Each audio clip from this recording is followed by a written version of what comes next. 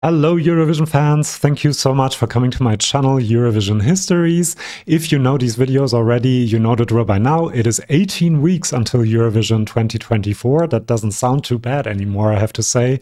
And things are really starting to get going. And in this video, I will give you an update on all the news from the world of Eurovision. We're going to talk about Montenegro, Croatia, Serbia, Ireland, Germany, Norway, San Marino, Switzerland, Finland, some updates from Marina, Satti in Greece, and lots of other things like the stage design and an update of the odds. So you can already see that the season is in full swing and I love it. So let's get right to it. First of all, I wanted to talk about Montenegro possibly returning in 2025. Of course, they're not on the participant list for this year, 2024. However, the Montenegrin national broadcaster RTCG has said that they are planning to do a music festival in order to help local artists promote their music, something similar to maybe Dora or the San Remo festival, which is a wonderful idea because I love music from that region of Europe. And in a Q&A that they did with the press, they also said that the winner of this festival might be the Montenegrin representative in Eurovision 2025 if the financial situation allows for it. So this is very far from a confirmation, of course, because it depends on the finances, but at least we know that they are thinking about possibly returning to Eurovision, and that's a great thing. And having another music festival is also great news, so I'm very excited about this.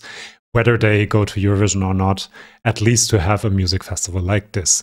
Speaking of that region of Europe and music festivals, Dora 2024, the songs have been revealed for the Croatian national final on the radio 2 days ago. I haven't listened to all of them. I listened to a recap, and I found quite a few of them very interesting. The most interesting ones, unfortunately for me, are actually in English. However, Let3 are also back. We knew that already with a song called Babadoga. However, now they are saying in true Let3 fashion, it's not actually them. They already said that they didn't really apply to Dora. And now they're saying that it's not actually them, that someone else is using their name and has created this song. And it's not actually their own song. So, very Let3 of them. Some people have suggested that this is supposed to be a criticism of AI entering the music industry and pretending to be something, an artist that doesn't actually exist, or replicating artists that do actually exist. So that's an interesting take on this. I don't know if Croatian fans have some other ideas about what they might be doing. I think it's just also them being them, honestly. However, I looked at the lyrics of Babadoga as well. I found them quite intriguing. I have no idea yet what they're about. So again, if you're a Croatian fan, let me know if you have some interpretations, because I really would love to do a lyric interpretation video again if they do win Dora. Unfortunately, Zaza, who was also on the list of participants, withdrew on the last minute. I was quite interested to see what she would bring to the competition. However, as I said, a few interesting songs, and Let3 being there, of course, makes it really interesting in itself already. And very excited to see Dora, which is going to happen sometime in February this year. And there is a possibility that we might have Let3 for Croatia at Eurovision and Konstrakta for Serbia, because she is back in the Serbian national final, which will happen on the 2nd of March. I couldn't be more excited. She's my favorite from 2020. What year was that? 2022. And I cannot wait. I have listened to lots of her songs, and I'm just so excited. So lots of more interesting artists in the lineup as well for Beovizia. Some of them had participated last year. Really excited because last year I liked a lot of the songs, and I think that will happen again this year. So well done, Serbia, for getting Konstrakta to come back. Then some news from Ireland about the Irish national final. They will again use the Late Late Show for their national selection. And the songs will start to be revealed on the 8th of January. One each day from the 8th of January, and then the grand final on the 26th of January, one day before the Luxembourg national final, so that will be quite exciting. The end of January already, we will get some more songs for Eurovision. Again, not as excited about Ireland as I am about Serbia and Croatia, because they didn't change anything about the selection method that hasn't achieved any success for them in the past couple of years. Since 2018, I think they haven't been in the final of Eurovision, unfortunately. But still excited to hear the songs, and I might do a top of them as well. Then I have a Germany update. As you know, the German national broadcaster has introduced a wild card for the national final that will be filled by one of the participants of a casting show called Ich will zum ESC, hosted, among others, by Conchita Wurst, as you can see here. And this casting show will be broadcast on the main German channel very late at night, so that shows you how much confidence they have in this concept. I don't really understand why they're doing it if they're going to show it after midnight in some cases. But anyway, however, we also have some news about the national final. 31 acts were still in the running, and about a third of them are actually in German, which I find quite cool. Apparently, the songs have been chosen already, and the national final will be on the 16th of February in Berlin. And then I am not very hopeful for 2024, as you might have heard from the way I told you about this. However, I'm a bit more positive about 2025 because I reported about this in another news video. Stefan Raab has actually left his production company and teamed up with a big television boss of ProSieben, and they will do a new production company together. And one of the rumors is that they might be thinking about a new selection method for Germany for Eurovision in 2025.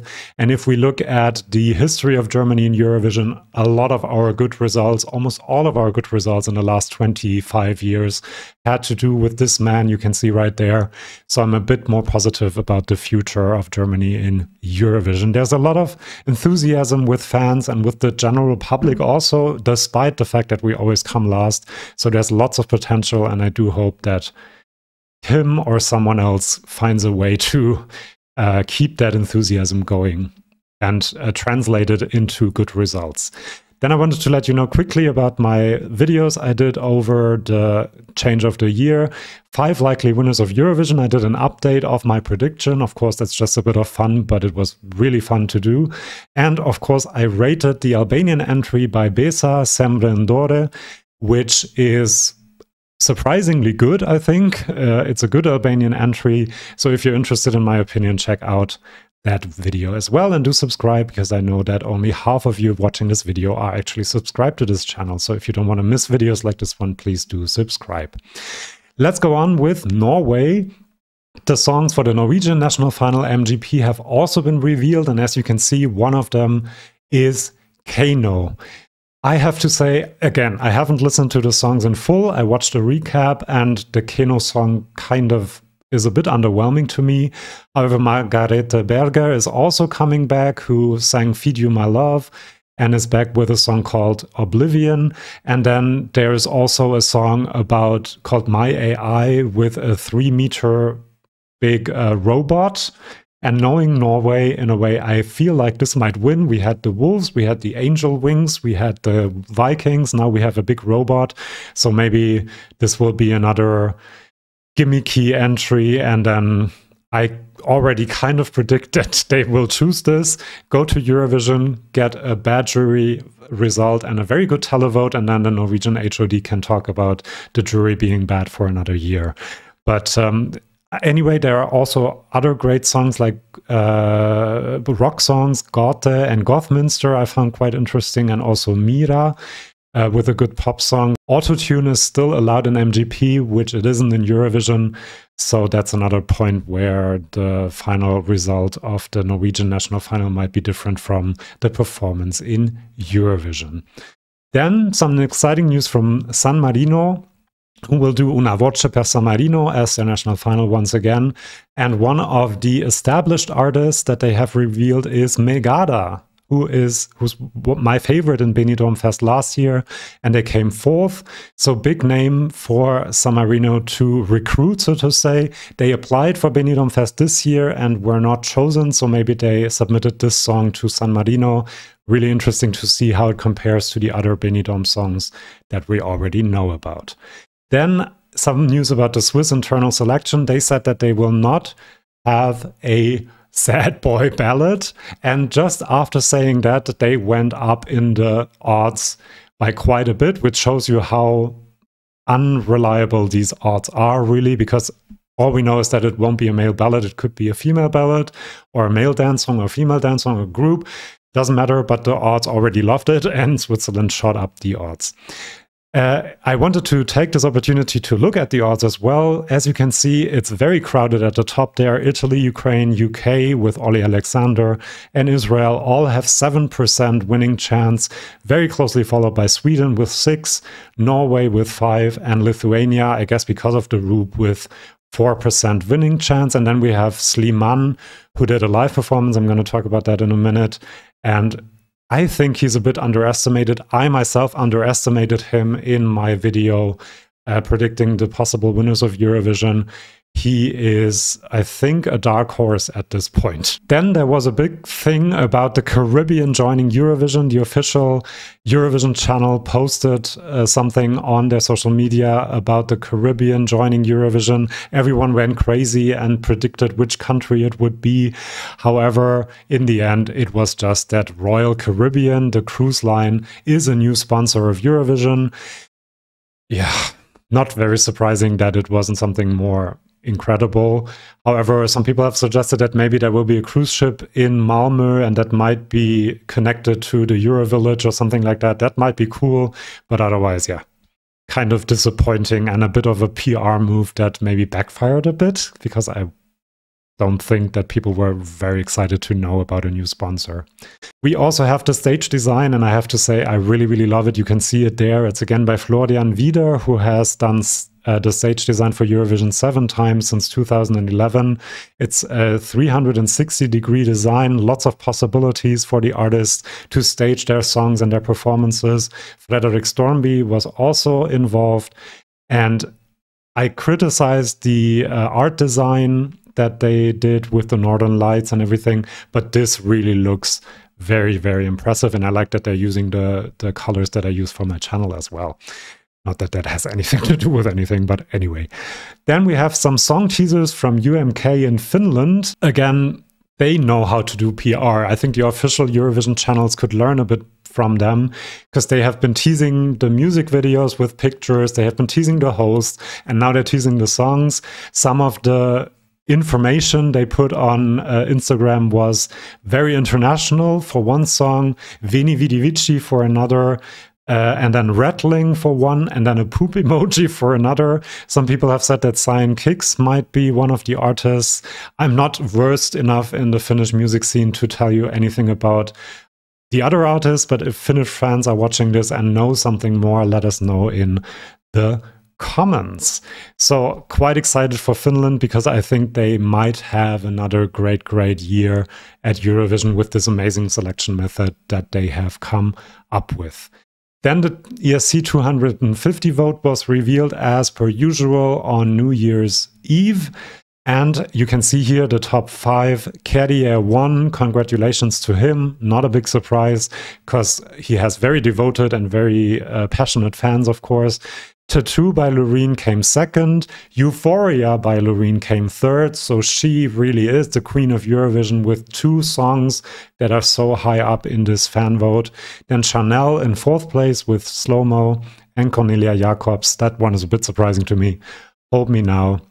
In 5th position, I did a video about the top 100, my, so to speak, live reaction. So if you're interested in that, check it out. Speaking about Tattoo, Tattoo has been certified diamond in France. It's a huge hit in France. It has been in the top 30 since Eurovision, basically, and it is still in 21st position now. And being certified diamond is a huge deal in France. So congratulations to Loreen. And having Slimane as the representative, having the previous winner a big hit in France, really shows that Eurovision could be getting a better standing in France as we speak, and with this new year as well. So I'm really happy about that. Then, speaking about France, and I mentioned it with the odds, Slimane has done a live performance on New Year's Eve as well in front of the Arc de Triomphe. And I have to say, if you haven't seen it, watch it. It is breathtaking. He hits every single note. His vocal performance is incredible. And especially that last note that he does a bit of variation from the studio version. I mean, if he sings like this, I think he might actually be the jury winner without knowing all of the other songs yet. But just incredible. And I do think that I underestimated him quite a bit, because if they have an elegant and understated and vocally perfect performance like this, they are actually in it to win it, and they might actually do it. So watch it if you haven't. This is kind of my clip of the week, even though I can't show it to you, but I'll put the link in the description. Then we have a Marina Satti update. She is still looking for the song that she will present at Eurovision 2024. However, the creative team is also coming together. And there was a post by choreographer Metsnun Gyazar, who has worked with Rosalia, has won a Grammy, that Marina Satti shared. And he kind of also shared Tukutum, which is a song by Marina Satti, saying that there are new projects in the new year. So people are kind of suggesting that he might be the choreographer for Marina Satti. Everything I hear from Greece sounds very, very promising. I hope they don't disappoint me, but this is possibly another winner for me, Marina Satti, with her song for Greece. These are all the news I have for you this week. We have a lot to look forward to in January. Luxembourg has its national final on the 27th of January. Susanna Georgi, who is the last Andorran representative, is a vocal coach for the participants. So I'm really excited and looking forward to that. Ireland, as I said, on the 26th.